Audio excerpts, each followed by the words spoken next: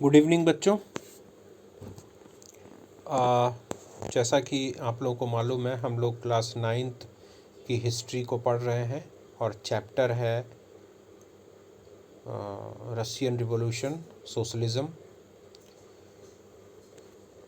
बच्चों, अभी तक मैंने 4 पार्ट्स में आपको जो आपकी स्क्रीन पे दिखाई दे रहा है, यहाँ तक मैंने आपको कंप्लीट करवा दिया है। और ये देखो, हम लोगों की जो हेडिंग है, टॉपिक है the coming of socialism to Europe. इसका फर्स्ट पैराग्राफ, सेकंड पैराग्राफ और थर्ड पैराग्राफ ये हो गया है। और ये जहाँ पे कार्ल मार्क्स लिखा हुआ है, कार्ल मार्क्स 1818 टू 1883, यहाँ से हम लोग पढ़ेंगे आगे। बच्चों, हम लोग बात कर रहे हैं सोशलिज़म की, और सोशलिज़म क्या होता है ना, उसके क्या फीचर्स होते हैं, कैसे इसके विचार लोगों के, यूरोप के लोगों के मन में आई, इस सारी बातों को हम लोग डिस्कस कर रहे हैं। ठीक है, तो जो आपकी स्क्रीन पे दिखाई दे रहा है बच्चों, कार्ल मार्क्स है ना, यहाँ से हम लोग स्टार्ट करते हैं। Karl Marx 1818 to 1883 and Friedrich Engels 1820 to 1895। ठीक है, ये 2 महान विद्वान हुए हैं और ये विचारक हुए हैं, दार्शनिक हुए हैं। इन्होंने अपने अपने विचार दुनिया के सामने रखे और लोग इनसे काफ़ी प्रेरित भी हुए। Added other ideas to this body of argument. इन दो महान दार्शनिकों ने, विचारकों ने अपने कुछ विचार और जोड़े इस सोशलिज्म को लेकर के, समाजवाद को लेकर के। Marx argued that industrial society was capitalist. Karl Marx ने कहा कि ये जो औद्योगिक समाज है, उद्योग धंधों वाला समाज है, ये कैपिटलिस्ट है। कैपिटलिस्ट को हिंदी में बोलते हैं पूंजीपति या पूंजीवाद। ये पूंजीपति हैं, पूंजीपति, धन कुबेर, पैसे वाले। शुद्ध शब्दों में, एकदम ठेठ शब्दों में समझो तो पैसे वाले। ठीक है, ये जो उद्योगपति हैं ये पैसे वाले हैं। Capitalist owned the capital. Capital का मतलब पूंजी होता है, पैसा, धन, है ना। Capitalist owned the capital invested in factories and the profit of capitalist was produced by worker. Karl Marx का कहना था कि जो ये उद्योगपति हैं, कैपिटलिस्ट हैं, यानी पूंजीपति हैं, ये पूंजीपति, इनके पास पूंजी होती है, यानी धन होता है, और ये उस धन को लगाते हैं फैक्ट्री बनाने में, इंडस्ट्री सेटअप करने में, उद्योग धंधा स्थापित करने में। ये उस पूंजी को, उस धन को इन्वेस्ट करते हैं, यानी लगाते हैं। And the profit of capitalist was produced by worker. लेकिन जो लाभ होता है, उस पूंजी से लाभ जो कमाया जाता है, वो लाभ कौन कमाता है, कौन मदद करता है कमाने में? मजदूर, वर्कर, श्रमिक। यानी उस कैपिटलिस्ट के लिए, उस उद्योगपति के लिए लाभ कमाने का काम कौन करता है? वर्कर, उस फैक्ट्री में काम करने वाले वर्कर, क्योंकि वही काम करते हैं, वही उस वस्तु का निर्माण करते हैं, है ना, तब तो वो उद्योगपति लाभ कमाता है। The conditions of workers could not improve as long as this profit was accumulated by private capitalist. मजदूरों की स्थिति तब तक सुधर नहीं सकती जब तक कि ये जो लाभ है, इस लाभ पर निजी पूंजीपति कुंडली मार के बैठे रहेंगे। ये जो निजी पूंजीपति हैं, उद्योगपति, जो फैक्ट्रियों के मालिक हैं, है ना, अपने उद्योग से मिलने वाले लाभ, प्रॉफिट को अपने पास जब तक रखे रहेंगे, ठीक है, तब तक मजदूरों की स्थिति सुधर नहीं सकती, ऐसा मानना था इन विद्वानों का। Workers had to overthrow capitalism and the rule of private property. और मजदूरों को इस पूंजीवाद को उखाड़ फेंकना होगा, हैं, और जो निजी संपत्ति का जो ये नियम है, इसको भी हटाना होगा। कार्ल मार्क्स का मानना था कि जो पूंजीवाद है, पूंजीवाद मतलब ये जो धन बल है, पैसे की जो ये ताकत है, ये जो पैसे पर जो ये कुंडली मार के बैठे हैं कुछ लोग, कुछ इंडिविजुअल्स, है ना, लाभ पूरा समेट ले रहे हैं, मेहनत कोई और कर रहा है और उससे मिलने वाले लाभ के मालिक वो बने बैठे हैं, इस तरह की व्यवस्था को कैपिटलिज्म कहते हैं। और इस कैपिटलिज्म यानी पूंजीवाद को जब तक हटाया नहीं जाएगा और इस निजी संपत्ति के अधिकार, इस नियम को हटाया नहीं जाएगा, तब तक मजदूरों की स्थिति नहीं सुधरेगी। Marx believed that to free themselves from capitalist exploitation, workers had to construct a radically socialist society where all property was socially controlled. Marks का विश्वास था कि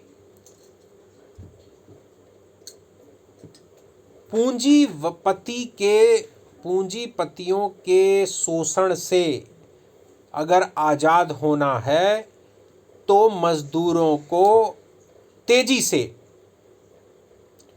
एक समाजवादी समाज की स्थापना करनी होगी। रेडिकली मतलब तुरंत, इंतजार नहीं करना होगा, तुरंत व्यवस्था को पलट देना होगा और एक समाजवादी समाज का ढांचा बनाना होगा, तैयार करना होगा, है ना, जहां पर कि सब पूरी संपत्ति, देश की, राष्ट्र की पूरी संपत्ति समाज द्वारा नियंत्रित हो, एक आदमी के द्वारा नहीं बल्कि समाज के द्वारा, है ना। All property was socially controlled. This would be a communist society, और ये एक कम्युनिस्ट सोसाइटी होगी, साम्यवादी समाज होगा। अब बच्चों एक नया शब्द आ गया यहाँ पे, कम्युनिस्ट। कम्युनिस्ट जो शब्द है वो कम्युनिटी वर्ड से बना है। कम्युनिटी का मतलब होता है समुदाय, समुदाय, समाज। तो ये एक सामुदायिक समाज होगा, सामुदायिक, सामुदायिक या साम्यवादी। साम्य यानी जिस, साम्य का मतलब होता है बराबरी, यानी जब समता होती है, यानी सब बराबर हो जाएंगे। जब पूरी संपत्ति समाज की हो जाएगी, पूंजीपति नाम का कोई व्यक्ति रह ही नहीं जाएगा, सब समाज के पास, सब कुछ समाज के पास। तुम्हारे पास भी एक पैंट शर्ट, हमारे पास भी एक पैंट शर्ट, उसके पास भी एक पैंट शर्ट, उसके पास भी एक पैंट शर्ट, तो अमीर कौन, गरीब कौन, सब बराबर हो गए। ये मतलब सोचना था कार्ल मार्क्स का, ठीक है। एक कम्युनिस्ट सोसाइटी, एक साम्यवादी समाज हो जाएगा। He was convinced that workers would triumph in their conflict with capitalist.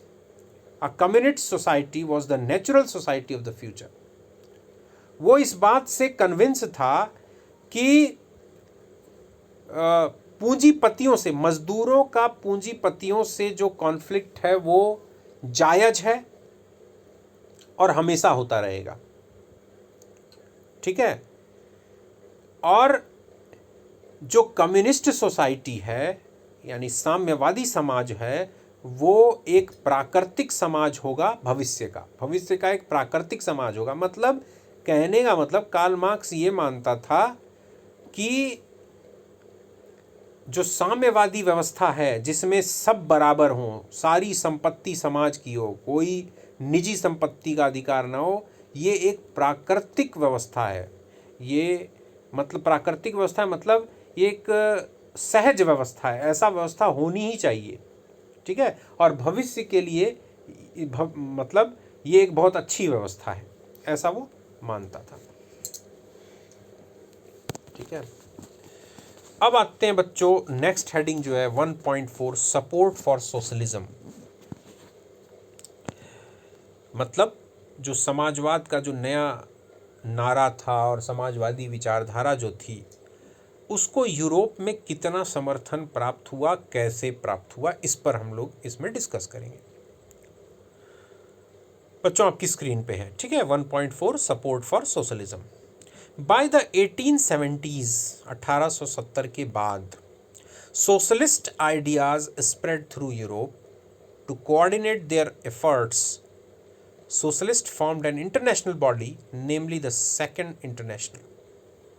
1870 के बाद समाजवादी विचार पूरे यूरोप में फैलना शुरू हो गया और अपने प्रयासों को और मतलब एक दूसरे से जोड़ने के लिए, ठीक है, और सहयोगी व्यवस्था बनाने के लिए अपने विचारों को, इस अपने प्रयासों को, समाजवादी विचारधारा को और फैलाने के लिए समाजवादियों ने एक अंतर्राष्ट्रीय व्यवस्था बनाई, एक अंतर्राष्ट्रीय संगठन बनाया जिसका नाम रखा उन्होंने second international,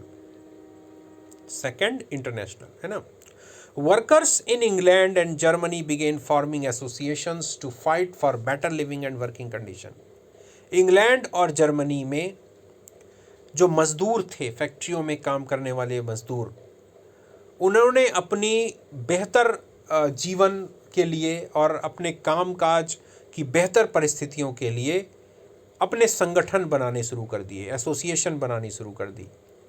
they set up funds to help members in times of distress and demanded a reduction of working hours and the right to vote.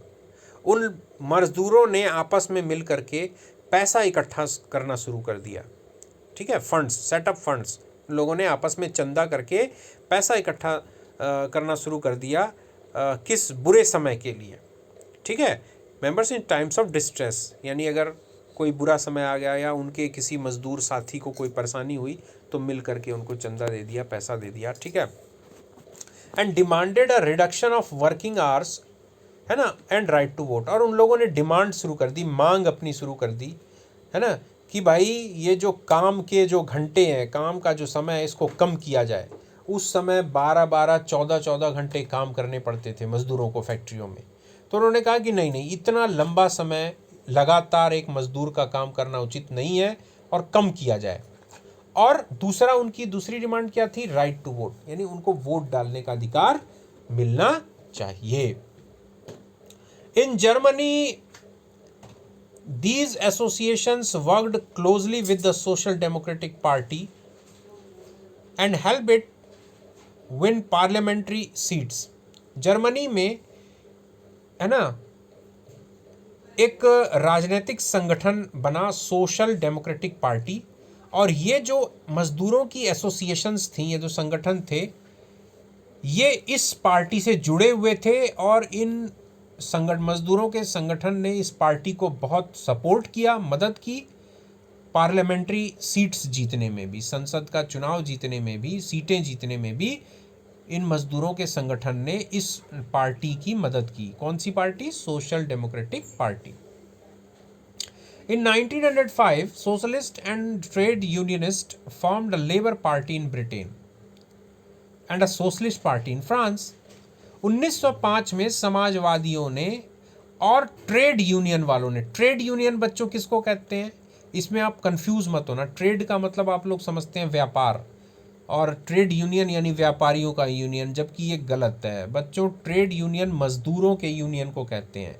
जो फैक्ट्रियों में काम करने वाले मजदूर होते हैं, वर्कर होते हैं, श्रमिक होते हैं, उनके संगठन को ट्रेड यूनियंस कहते हैं, ठीक है।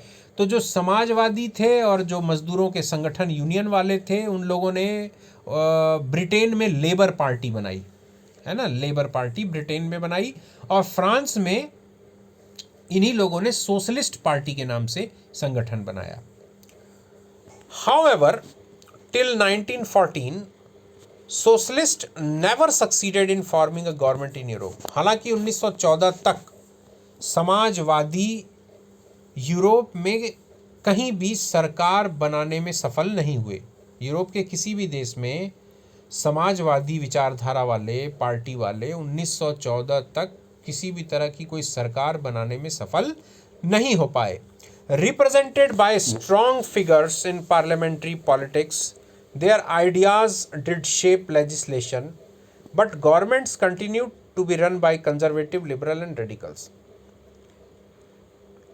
देखो, पार्लियामेंट्री पॉलिटिक्स में यानी संसदीय राजनीति में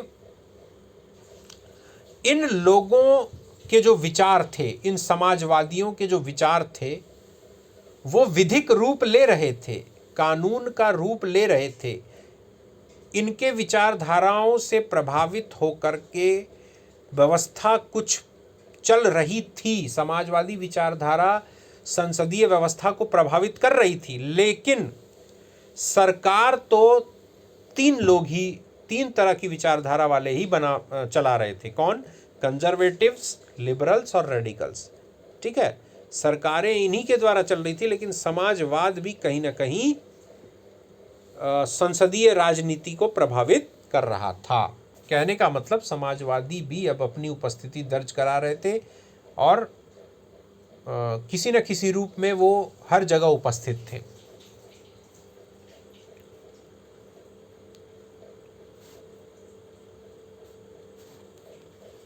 ठीक है, अब आते हैं बच्चों इस चैप्टर के मेन थीम में, द रशियन रिवॉल्यूशन। ये बहुत इम्पॉर्टेंट हेडिंग है बच्चों। तो मैं सोचता हूँ कि ये एकदम थोड़ा सा डिफरेंट टॉपिक हो जा रहा है, तो इसका हम एक नया वीडियो बनाएंगे। ठीक है, इसको अलग से वीडियो बना देंगे पार्ट बाई। और आज का वीडियो अभी तक यहीं तक बच्चों। ठीक है, और आप ज़्यादा से ज़्यादा इस वीडियो को शेयर करिए और इसका आनंद उठाइए, समझिए, पढ़िए, बिल्कुल टेंशन मत लीजिए, इसको हिस्ट्री मत समझिए बच्चों। ये हिस्ट्री नहीं है, मैं तो कहूँगा कि ये फ्यूचर है। मतलब अगर आप अपने इतिहास को नहीं जानेंगे, इन सारी चीज़ों को आप नहीं जानेंगे, तो आप इस दुनिया को नहीं समझ पाएंगे, दुनिया के लोगों को नहीं समझ पाएंगे, विचार क्या होते हैं, कैसे बनते हैं और वो कहाँ तक समाज को प्रभावित कर सकते हैं, आप इसको नहीं जान पाएंगे। तो इतिहास बच्चों बोरिंग, जो लोग कहते हैं कि बोरिंग सब्जेक्ट है, ये है वो है, वो बहुत बड़े मतलब कि बेवकूफ़ हैं। ठीक है, वो अपने आप को भी धोखा दे रहे हैं, समाज को भी धोखा दे रहे हैं। बच्चों इतिहास बेहतरीन सब्जेक्ट है, सबसे अच्छा सब्जेक्ट है। क्यों? क्योंकि ये हमारे भविष्य का निर्माण करता है, और जो हमारे भविष्य का निर्माण करे वो कहाँ से ख़राब हो सकता है। ठीक है बच्चों, तो आज का वीडियो यहीं तक। Okay, good night.